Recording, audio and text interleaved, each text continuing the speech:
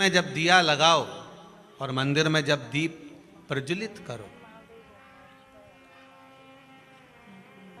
उस समय पर जब मंदिर में दीप लगाएं और मंदिर में जब दिया प्रज्वलित करें, अगर गोल बाती है तो वो तो दिए के बीच में ही होगी, फूल बाती है तो वो दिए के बीच में होगी। और मान लो अगर लंबी बाती लेकर गए हो, लंबी बाती को लेकर पहुँचे हो, तो अगर दीप लगा रहे हो, कामना रखकर लगा रहे हो कि मेरी ये कामना है, तो वो दीप का, बाती का मुख अपनी ओर रखना, पर कोई कामना नहीं। हम भगवान को केवल इसलिए रिझा रहे हैं कि मेरा भोलेनाथ मेरा भंडार भरे और मेरे घर में सुख समृद्धि दे। तो दीप की बाती का मुख भगवान की ओर होना चाहिए कि हमने तेरे भरोसे पर छोड़ दिया।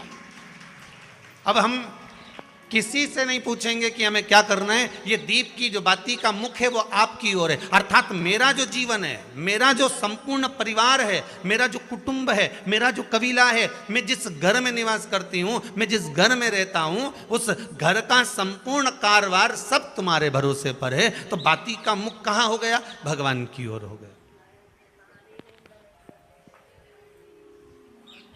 बाती का मुख फिर भगवान की ओर। पर ज़्यादातर लोग दिया जो लगाते हैं ना, वो अपनी ओर बाती करके ही लगाते हैं। मतलब इनकी कामना चलती ही रहती है 24 घंटे। कुछ कुछ कामनाएं इनकी जागरूक रहती है, इनकी कामनाएं निरंतर रहती है। पर उस बाती में जब आप अपना संपूर्ण परिवार, संपूर्ण अपने परिवार का, दुकान हो, धंधा हो, व्यापार हो, व्यवसाय हो, चाहे आप जितना भी कार्य कर रहे हो, फैक्ट्रियां चला रहे हो, वो सब अपने भगवान के भरोसे पर दे दिया, भगवान की ओर दे दिया। तो इसका मतलब ये नहीं है कि बाती का मुख भगवान की ओर हो तो तुम भगवान के बिल्कुल करीब में ही बाती का मुख कर लगा दो और भगवान को मालूम पड़े चोट लग जाए, ऐसा भी नहीं। जब भी दिया लगता है, आप बहुत ध्यान देना महाराज, अगर भगवान जिस स्थान पर बैठे हुए हैं, अगर दिया हमको रखना है, भगवान जहाँ विराजमान है, दीप जब भी रखा जाता है भगवान के सामने, तो अपन जहाँ विराजमान है उससे भगवान और अपने बीच में कम से कम 2 बीता की दूरी तो होना ही चाहिए, जिससे भगवान को भी चोट ना लगे, भगवान को भी घात ना लगे। तुलसी महारानी को जो दिया लगाया जाता है वो तुलसा महारानी से दूर लगाना चाहिए। तुलसी के क्यारे में दीप लगाने का प्रमाण नहीं है कि तुम तुलसी के क्यारे के अंदर दिया लगाओ। पहले तो ऐसा नियम था कि तुलसी का जो क्यारा बनता था उसमें एक नीचे अलग से दिया रखने की जगह बनती थी, तो उसमें दिया रख दिया जाता था। आज के ज़माने में इतनी जगह ही नहीं कि वह में रखो, तो लोग वो कुंडा में धर के आ जाए। अब वो कुंडी में रख के आए, मालूम पड़े तुलसी महारानी का पत्ता मुरझा जाता है, तुलसा महारानी भी ऐसी मूर्छित हो जाती है, तुलसा महारानी भी चारों तरफ से वो दिए की लो से जल जाती है। ऐसा दीप लगाने का कोई फायदा नहीं,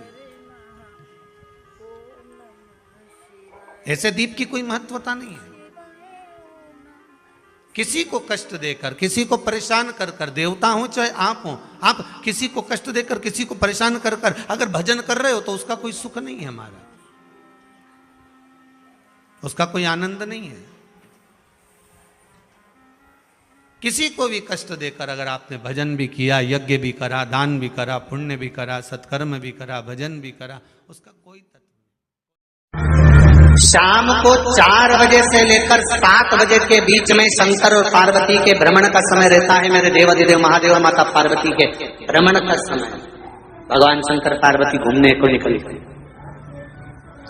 इसलिए हमारा सनातन धर्म कहता है शाम के समय पर माताओं को झाड़ू नहीं लगाना चाहिए, शाम के समय पर माताओं को चूड़ी बिछिया नहीं बदलना चाहिए, शाम के समय पर माताओं को मांग में सिंदूरा नहीं भरना चाहिए, शाम के समय पर माताओं को बाल नहीं बांधना चाहिए, शाम के समय पर माताओं को चौखट पर नहीं बैठना चाहिए। उसका कारण क्या है? क्योंकि पार्वती जी ने भगवान भोलेनाथ जी से कहा था कि तुम मुझे रोज शाम के समय प्रदोष काल में भ्रमण के लिए लेकर जाते हो, मेरे लिए आज्ञा क्या है? शंकर भगवान ने कहा सुनो पार्वती, मंदिर के अंदर नंदी रहता है, जाने वाला यात्री जब मंदिर में मेरा दर्शन करने आता है तो नंदी के कानों में कहकर जाता है कि शिव जी को मेरे यहाँ लेकर आना।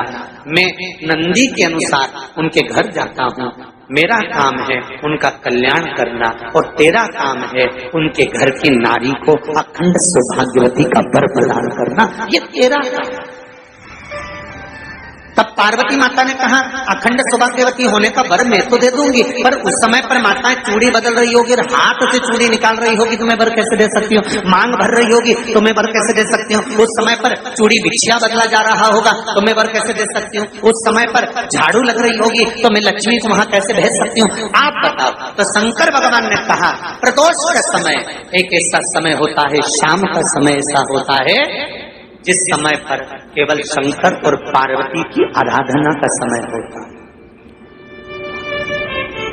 हम तो कई लोगों से कहते हैं अगर आपके यहाँ संपदा नहीं आ रही है, बहुत मेहनत कर रहे हो, फल नहीं मिल रहा, कहीं नौकरी, कहीं सर्विस या कहीं व्यापार या व्यवसाय में कहीं तकलीफ आ रही है, हम सबसे कहते हैं शाम का समय पकड़ लो, शंकर जी के मंदिर में दिया लगाना प्रारंभ करो। शिव मंदिर में अगर दिया नहीं लगा रहे हो तो बेलपत्री के पेड़ के नीचे दिया लगा। बेलपत्री और शंकर जी के मंदिर में दिया नहीं लगा रहा तो शंकर जी के मंदिर के बाहर चौखट पर दिया लगा। इतना भी नहीं कर सकते तो अपने घर के बाहर अपने द्वार पर दिया लगा दो, पर शंकर जी के नाम का श्री शिवाय नमस्तुभ्यम बोलकर शंकर भगवान को याद कर कर अपनी कामना कर कर बाबा का स्मरण कर कर पंचाक्षर मंत्र नमः शिवाय, षडाक्षर मंत्र ओम नमः शिवाय, द्वादशाक्षर मंत्र ओम नमो भगवते वासुदेवाय, जो मंत्र तुमको याद है उसका स्मरण कर कर लक्ष्मी हो चाहे नारायण हो चाहे राम हो चाहे कृष्ण हो, स्मरण कर कर शाम के समय बाहर दिया लगा दो, दरवाजे के पास लगा दो। वो सुनेगा जरूर, आएगा तो उसका वेलकम जरूर होगा और वो कुछ देकर जरूर जाएगा। नियम तो बनाओ, उसकी चौखट पर जाकर कहना होता है।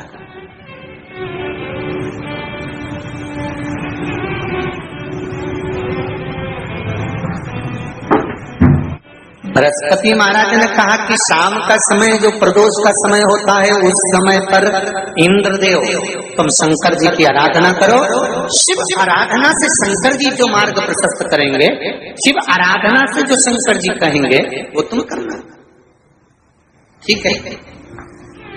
आराधना करी बाबा भोलेनाथ जी।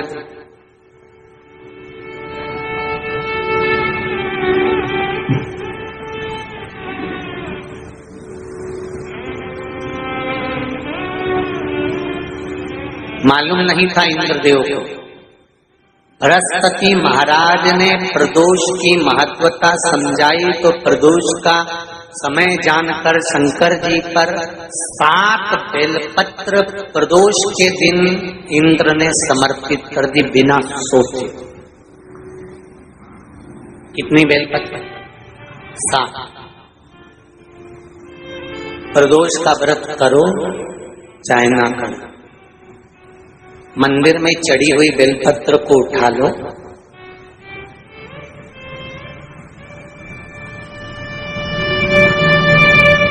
बेलपत्र का ब्रह्म कमल बना लो,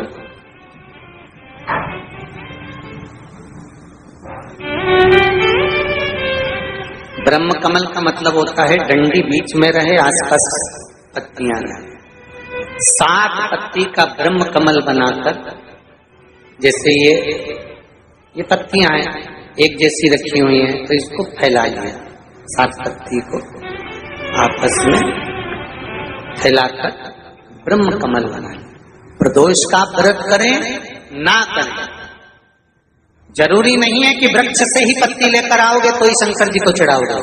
शिव जी पे से चढ़ी हुई उठाकर धोकर ब्रह्म कमल बनाकर बाबा से विनय कर कर, हे प्रभु आज मैं इस काम के लिए जा रहा हूं, बाबा मेरा यह कार्य है, बोलकर श्री शिवाय नमस्तुभ्यम बोलकर शिवलिंग पर समर्पित कर दो।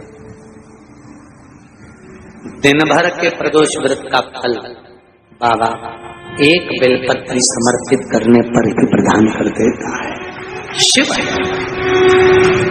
प्रदोष व्रत कर रहे हो उससे बढ़कर कोई प्रसन्नता नहीं, पर नहीं कर रहे तो प्रदोष के दिन या 12 महीने शिवरात्रि आती है।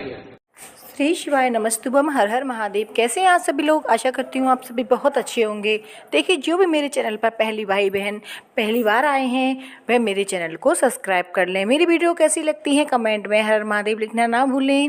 देखिए आज का उपाय बहुत ही अच्छा उपाय बताया है। प्रदोष काल में अगर आप एक दीप अपने दरवाजे पर लगाते हैं तो धन का आपके यहाँ भंडार भर जाएगा, लक्ष्मी का आगमन होगा। कहते हैं प्रदोष काल में शिव पार्वती भ्रमण के लिए निकलते हैं तो नंदी के कान में जाकर अगर आप मंदिर जाते हैं तो उनके कान में अवश्य कह के आएँ कि भ्रमण के लिए आप शिव जी और पार्वती को लेकर आते हैं प्रदोष काल में शाम के टाइम, तो हमारे यहाँ अवश्य लेके आएँ। तो ऐसे कान में कह के आना है नंदी के कान में, और आपको आना है घर। शाम को आपको एक दीप लगाना है, शाम को अपने दरवाजे के पास लंबी बाती का लगाना है घी का, और आपको प्रज्वलित करते समय यही बोलना है कि हे नंदी बाबा, आप शिव जी पार्वती को भ्रमण करने के लिए लेके आए हैं तो हमारे यहाँ उनको लेकर अवश्य आएँ। पृथ्वी पर प्रदोष काल में शिवरात्रि में एकादशी पर शिव पार्वती पृथ्वी पर भ्रमण के लिए आते हैं, तो इसलिए आपको दरवाजे पर एक घी का दीपक अवश्य ही लगाना चाहिए। इससे आपके यहाँ धन में बरकत होगी, आपके यहाँ धन संपदा खूब बढ़ेगी, कोई भी कष्ट बीमारी नहीं रहेंगी, आपके धन संपदा की जो भी कमी है वो कमी पूरी होगी। जिस व्यक्ति के यहाँ धन की बहुत कमी है, कष्ट बहुत ज़्यादा है, विपदा आ पड़ी है, समझ नहीं आ रहा है क्या करें, तो प्रदीप मिश्रा जी ने शिव पुराण में बता दिया है कि अगर आपके यहाँ ये सब परेशानियां हैं तो आप एक उपाय अवश्य कर लें। प्रदोष काल में एक दीपक अवश्य लगाएं। देखिए अगर आप मंदिर नहीं जा सकते या आप शिवालय नहीं जा सकते, बेलपत्र के पेड़ के पास दीप नहीं लगा सकते, तो एक अपने दरवाजे पे अवश्य ही लगा दें। देखिए वैसे बहुत ही शुभ उपाय बताया गया है कि बेलपत्र का पेड़ अगर आपको कहीं मिल जाए तो उस पर एक दीप प्रदोष काल में आप शाम के टाइम ज़रूर लगा कर आएँ। इससे आपके यहाँ जो भी धन की कमी है वो पूरी हो जाएगी, जो भी आपके यहाँ कष्ट है वो समाप्त हो जाएगा, आपकी जो भी मनोकामनाएं वो पूर्ण अवश्य ही हो जाएंगी। प्रदीप मिश्रा जी ने अपनी कथा में ये भी बताया है, उनका ही उपाय सुनकर मैं आपको बताने का प्रयास कर रही हूँ। जो भी व्यक्ति प्रदोष काल में शाम के टाइम मंदिर जाकर एक दीप लगाए, जो भी अपनी कामना है, कामना को जानकर आपको रखकर अगर दीप लगानी है तो वो लंबी बाती का दीप अब लगाते वक्त उसका मुख अपनी तरफ कर कर ही लगाएं। अगर कोई कामना नहीं है, वैसे ही आप शिव जी को रिझा रहे हैं, आपके यहाँ धन संपदा हमेशा रहे, आपके यहाँ सुख शांति बनी रहे, तो आप उस दीप का मुख शिव जी की तरफ कर दें। अगर आपकी कोई कामना है तो उस दीप का मुख अपनी तरफ लगाएं, लंबी